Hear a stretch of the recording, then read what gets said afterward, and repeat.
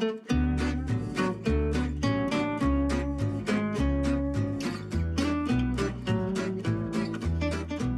to this week's Brittany's Bites, and this week I'm making one of my signature dishes. I've been making it for years. It always seems to be a hit, but it's really so simple and has just a few simple ingredients. I'm making crispy smashed potatoes. It has a few steps involved, but the end is so worth it. We just start with a little bag of these potatoes that you see in the grocery store. They're petite gold gourmet potatoes. They have a couple of different varieties, but the gold ones are the ones you want to get if you want to make this particular recipe. If you have others at home, that's fine, but this is the one that I think comes out the best because the potatoes get nice and creamy and crispy on the outside. So I just gave them a little rinse and put them in the bowl here, and I'm gonna chop them in half. You don't have to do that, you can leave them whole, but I'm gonna chop them in half, put them in this pot, and boil them until they're soft. So basically just go like this, chop them in half, toss them right in here. Then I'm gonna fill it with water at least an inch above the potatoes or so, bring it to a boil, simmer it until those potatoes are nice and soft. So I'll get through this process and then we'll come back and go to the next step. Okay, the potatoes are boiled and nice and soft, and I went ahead and I lined a baking pan with an edge with some aluminum foil, and then I put them the sort of cut side down, but I doused it with a lot of cooking spray because they will tend to stick if you don't do that. So now we're moving on to the next step. You've wondered why they're called smashed potatoes? Well, here we go. So you can use a measuring cup. Sometimes I use a glass like this, like I'm gonna use today. Just be careful when you're doing it. And just to make sure that it doesn't stick, sometimes I'll spray the bottom of the glass as well. And then you either smash them really hard or sort of press down because you want the crispy edges. That is what you're gonna get. And so just go through and do all of them individually. And it does help if you spray the bottom there, then they don't stick quite as much.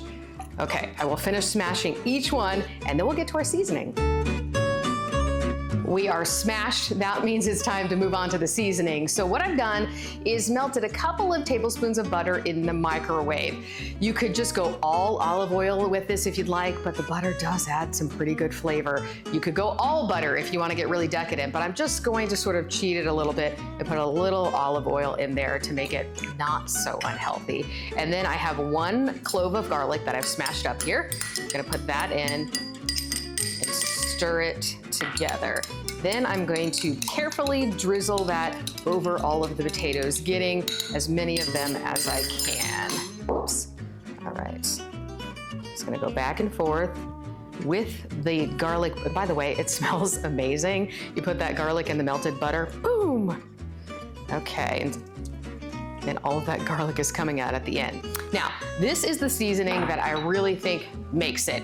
It's a specific blend that is Himalayan pink salt with black pepper and garlic. Now, you can use whatever seasoning you like. Just stick with salt and pepper. You could do some rosemary or some thyme, but this just works. Somehow these flavors together just make it. So I'm going to sprinkle some on, and you can go as heavy or as light as you want with it. That's pretty good. And by the way, as we've been going along here, I've had the oven preheating to 425 degrees. Sometimes I'll do it at 450 if I'm also baking something else. Sometimes I'll even lower it to 400 if I'm trying to bake something else at the same time. You know, these are already cooked and baked and frankly good to go as they are. So really, it's now just about getting them nice and brown and crispy. So I'm gonna pop them in the oven, again at 425, for about 35 minutes at least, sometimes up to 45 minutes. Just get them as crispy as you would like. We'll show you the final product coming up next.